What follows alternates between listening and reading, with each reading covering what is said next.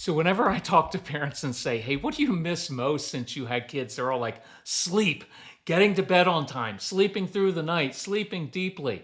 So let Cozy Earth help you get better sleep in this new year. We love our Cozy Earth bamboo sheets so much, we actually travel with them. They are luxuriously soft and temperature regulating, so we sleep more soundly.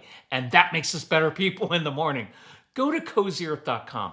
Use code CALM to get up to 20% off their bamboo PJs, casual wear, and pullovers. Look, it's like wearing heaven. I have it on right now. And Cozy Earth just introduced their Baja matching bed set that makes your bedroom look and feel like a resort. And the Luxe bath towels, man, it's like a gentle hug drying you off quickly and efficiently. Give yourself the luxury you deserve with best-selling Cozy Earth bamboo sheets, bedding, PJs, and more. Head to cozyearth.com and use my code CALM for up to 20% off. That's cozyearth.com, code CALM. So, what do you do with a child who lies and steals, who has ADHD and impulse control issues? What about sensory processing disorder? A child who doesn't recognize authority figures, bosses other people around, takes over situations. Hey, how do you handle it when your child kind of freaks out when you stay calm? Should you get testing for your child? Hey, do any of you have kids who struggle with social skills and kind of sabotage their relationships? How about pressure from family to hold your boundaries and discipline harder? How many of you have kids who will sometimes explode kind of physically and get very physical with you and throw things? What about kids who don't want to take medication or have anxiety? We're going to cover all of that if I can talk fast enough on this special Q&A episode of the Calm Parenting Podcast. So welcome. This is Kirk Martins, founder of Celebrate Calm. You can find us at celebratecalm.com. So I don't have this scripted. I'm kind of answering questions as they're coming at me. So I hope you learn from this. I'm going to try to fit in as many answers as I can. Okay, so here is the question. And this is a very common one, and I hesitate to answer this because it's specific to each family and child. But I hope that you can take from this a framework through which to see your kids and their struggles. So the question was, hey, should we get this complete neuropsych testing for our child? Sometimes people are like, hey, should we get tested for ADHD? Here's the thing. If the testing will help you get services in school that you couldn't get otherwise, might be worth doing. If you can get specific insight into your child that you don't already have, it may be worth doing. But I do want you to know, oftentimes what happens is one is very, very, very expensive. They often just tell you what you already know, right? Like, oh, but your child struggles with focus and attention and comprehension. Well, I kind of knew that already. But what you don't usually learn are the tools to deal with issues X, Y, and Z. And that's what no matter what you do, it doesn't matter what diagnosis you get, what label you put on it. At the end of the day, you have to understand what's going on inside your child's brain and heart so that you can help them at the root level, so you can get to the root of the issues and then give them very practical ways to handle those different issues. So this particular email was really great, mom, who had a child who has been adopted, and she was like, we're struggling with lying and stealing. I can tell you from experience for 25 years with almost 1 million families and a lot of adopted kids, almost all adopted kids end up lying and stealing. And we don't have to get into the deeper parts of that. I mean, sometimes it is, these are kids, and even if you adopt kids from day one, from the womb, basically, they're still experience some level of trauma in the womb beforehand. It's just there. And so with lying and stealing, I have to figure out, okay, is this a moral issue? Or is there something underneath, a need they're trying to meet? And sometimes it is a sense of lack that they have. And oftentimes it is that deep need for brain stimulation. Many of your kids don't get enough dopamine, don't get enough blood flow to the brain, so their brain is physiologically understimulated. We've talked a lot about kids who need intense emotional engagement. So when I steal something, Well, one, that gives me something I'm in control of. If I'm sneaking the iPad or food in the middle of the night, well, now I'm using the strategic brain and I might get in trouble. That's really stimulating for the brain. So, what I like to do with kids is to pull them to come alongside and say, hey, I know you know that's wrong because they do. That's why they sneak it and that's why they lie about it. And I can say, hey, what does it feel like in the middle of the night when you get up? Because does it feel kind of interesting and stimulating for your brain because you're using your strategic brain to try to sneak and get away with this? And then there's anticipation of getting this thing that you shouldn't have. And then you have to wipe down the counters like they do on CSI so you don't get caught. Right? We can go through all of that instead of like, I can't believe that you would do that. Instead of that whole shaming thing, it's like, well, I get why you would want to do that. So that ends up getting you in trouble all the time and you're getting negative brain stimulation. But I know you've got a big heart. I know that you love money because many of our kids do. They're not greedy. They just like it. They're born entrepreneurs. So what if we put all that energy, instead of trying to sneak things, we built a little side business? What if you started investing and I matched whatever you saved? What if we did service projects because these kids have big hearts? See, I find other ways, positive ways to meet those needs. And the mom went on and said, oh, our child has ADHD. Look, in many schools, in order to get services, you need a diagnosis. So by all means, do that if you want. But it doesn't change the fact that we still need to really understand how their brains work. And instead of managing their time, we need to teach them how to manage their energy and use momentum because that's how they work best. We have to do homework in different ways. Under the kitchen table with a blanket over top so we have a fort. Giving them math homework to do, worksheets while they're hanging upside down off the sofa because when they're upside down, blood flow rushes to the brain. Having them, instead of sitting at a table, stand at the kitchen counter where they can rock back and forth, listening to music, eating a snack because the movement and rhythm is really, really helpful.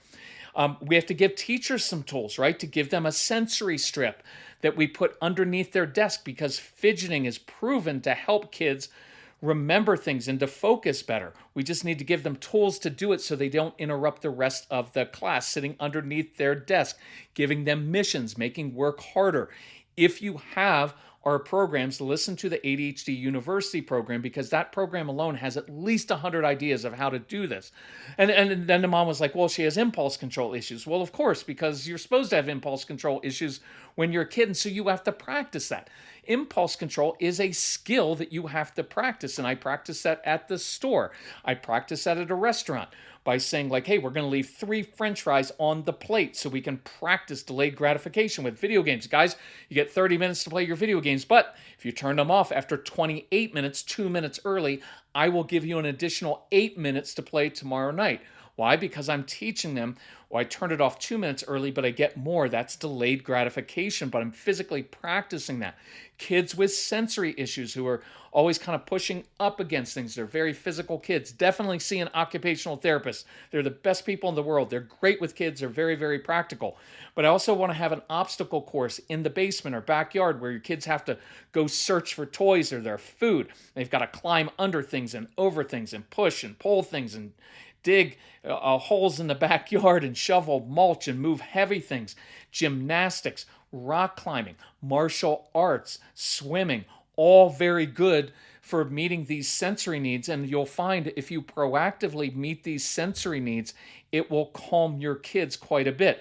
Well, and also my daughter doesn't recognize authority. Of course she doesn't, because she wants to do things her own way. And that's why we have to give kids ownership of their choices within our boundaries. Here's what needs to be done. I'm very clear about it, but I relinquish control over how you get that done as long as you get it done.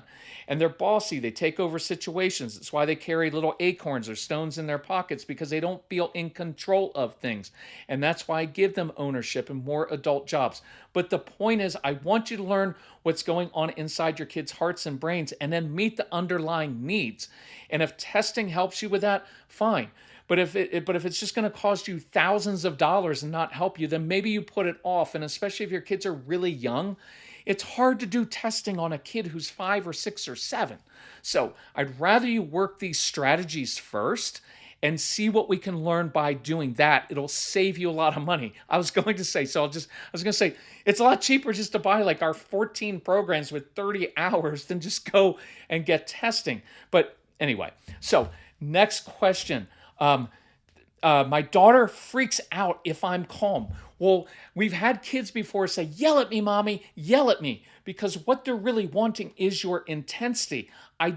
Sometimes we have trained our kids' brains to seek the negative, because what happens, look, if kids are playing nicely in the living room, nobody says anything. But the moment they start fighting and squabbling, you know what? How many times do I have to tell you I buy all these toys and you can't even play well together for 20 minutes? And kids learn early on. If I do something wrong, I get a lot of intensity from adults. So I begin to bring in that positive intensity in proactive ways. I've shared when our son always was looking for this. He still does at times. And he's a grown man because he's a really intense kid. And he'd come into a room and I finally stopped reacting and said, I can see that look in your eyes. I know what you want right now is my intense emotional engagement. So I'm not going to argue, not going in the courtroom, but here's what I will do with you. We could go to the garage and build something. I'll go play guitar.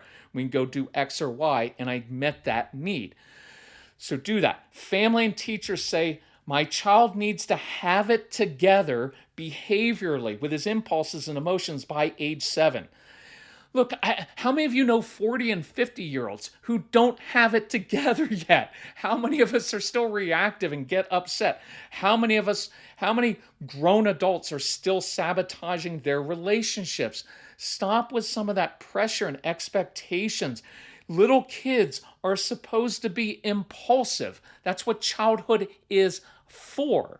Now, what we need to have by age 7, ideally, is for your child to know that they are loved, that it is safe, that it is stable. And we want to progressively give them tools so they're maturing, but they shouldn't have it together by 7. You just have judgmental relatives who have compliant, easygoing kids, or who have strong-willed kids that they have shut down their emotions, and their kids are so afraid to misbehave that they just look like they're well-behaved kids. Chill a little bit, moms and dads. You're going to be okay with that. Social skills. Now, this is a tough one for our kids because many of our kids have something called asynchronous development. So they're out of sync, get along really well with older kids, with adults, also with animals and little kids. Peers their own age, not always that interested in them, and they're stuck for 12 straight years going to school with only kids their own age.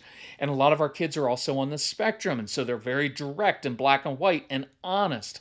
So one way to handle this is, one of my favorite phrases to use is, I plant seeds. I don't like lecturing.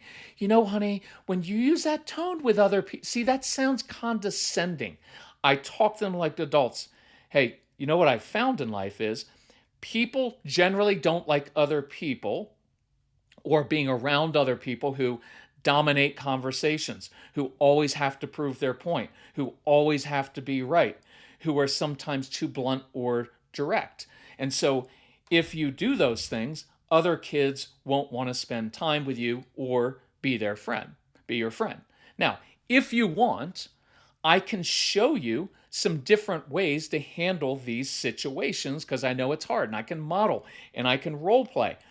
But I also let the child know, look, if you don't care about social acceptance or having friends your own age, which many of your kids don't, then as long as that's your choice, then that's fine. See, I only want it to work if it's their choice.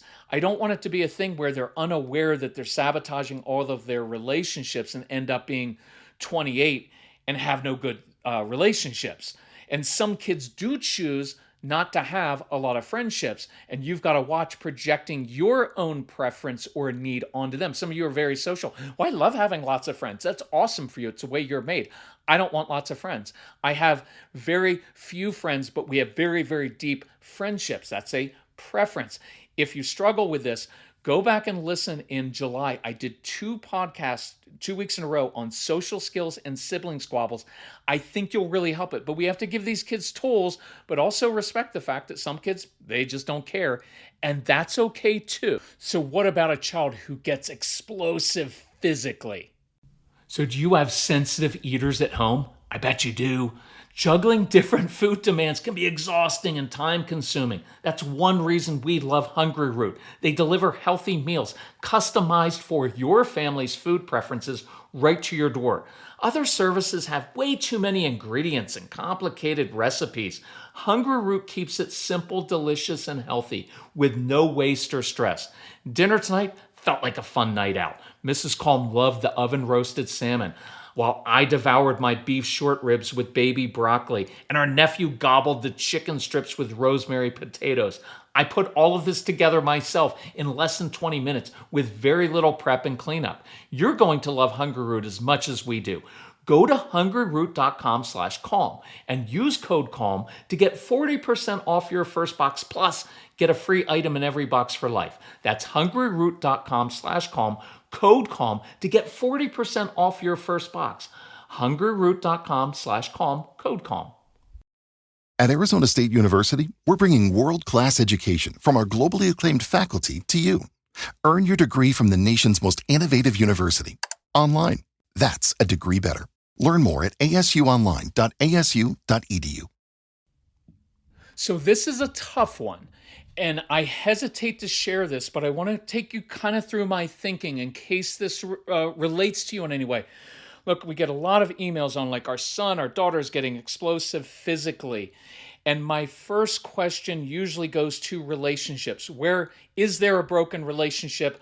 Oftentimes, not always, but oftentimes it is, well, my husband is still very explosive. He's still very reactive. Or in this particular case, it is a broken relationship in which the father basically abandoned them, left, and now he's remarried and has a little kid. And so in this particular instance, the therapist and the mom told the son, hey, you need to call your dad. You need to maintain contact with your dad. And since they've been doing that, and he refused to call his dad, he's been acting out in a very, very physical, aggressive way. Now, I look at it very differently. I would consider saying something like this to your child. Why would you want to talk to him? He left you. He abandoned you. That's not what a good man does. And so you should be angry at your father. That's very healthy to feel that way because you should feel hurt. And you don't have to talk to him until you are ready. See, I like that a lot more because watch how much confusion there is. I have a dad, he abandoned me, now he's got his own other kid that he's putting all of his time into, and now I'm the one that's supposed to call him. That's confusing.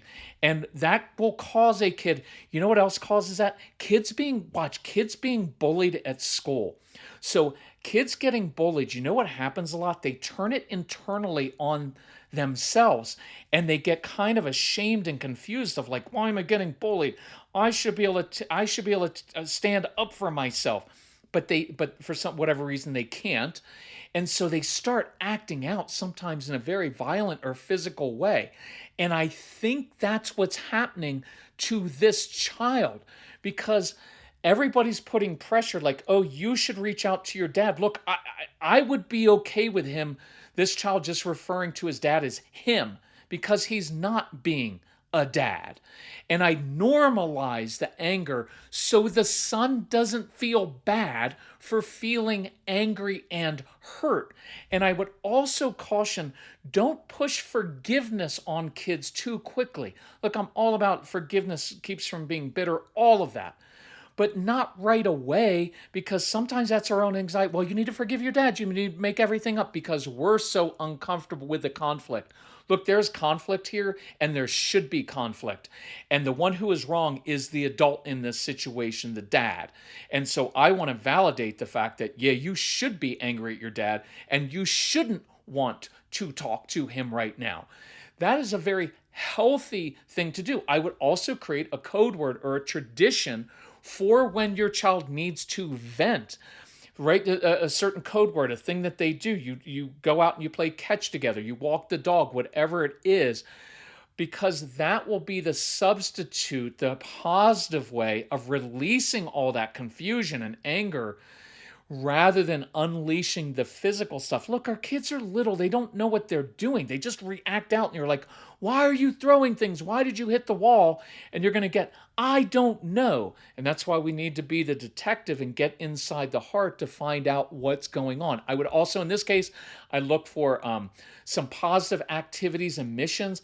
Find someone at school, an older neighbor, to give your daughter, your son, a job to do, a mission, say, oh man, I've heard you're really good at doing X. Could you help me with that?